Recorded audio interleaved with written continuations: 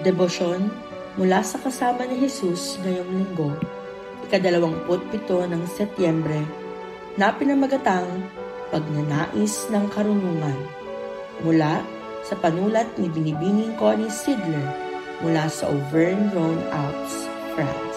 Atin pong basahin ang Kawikaan, Kabanata 8, mga talata 1 hanggang 11. At bilang batayang teksto, ang atin pong pagbabatayan sa ating refleksyon ay mula sa Kawikaan, Kabanata 8, talata 11. At ganito po ang sinasabi: Pagkat akong karunungan, mahigit pa sa hiyas, anumang kayamanan ay hindi maitutumbas. Ano ang madalas mong naisip? Nasa unahan ba ng listahan mo ang karunungan? Kung magiging tapat ako sa Diyos at sa sarili ko, aaminin kong nasa listahan ko naman ang karunungan. Pero hindi ito ang una. Mas gusto ko muna ng mga bagay tulad ng maayos na relasyon, hindi mainis sa traffic, o bagong waterproof na cellphone. Kasi nasira ang huli kong phone sa swimming pool. Wala namang masama sa pagnanais ng mga ganoong bagay.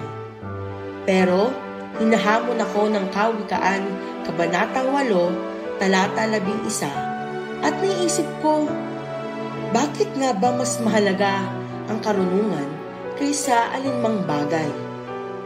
Sa pagbasa natin ng aklat ng Kawikaan, mabilis nating matututunan kung bakit nangingibabaw ang karunungan.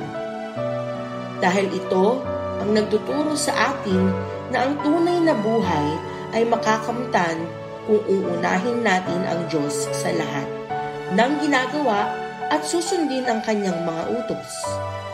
Sa paggawa nito, mananatili tayo sa landas na pinagpapala ng Diyos.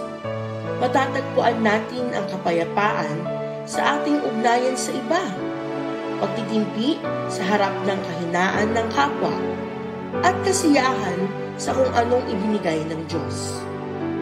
Ngunit, higit sa lahat, ang landas ng karunungan ay humahantong sa buhay na walang hanggan at wala nang mas mahalaga pa roon.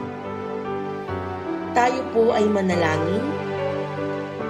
Maawaing Diyos, tulungan mo po kaming itutok ang aming puso sa pagsunod sa landas ng iyong karunungan.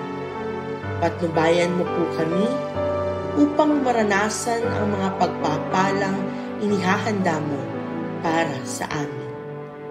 Amen. At para po sa isipin ngayong araw, susundan ko ang landas ng karunungan ng Diyos. Isang mapagpalang araw po sa ating lahat. Nawa, patuloy po tayong sumunod at maglakad kasama ni Jesus.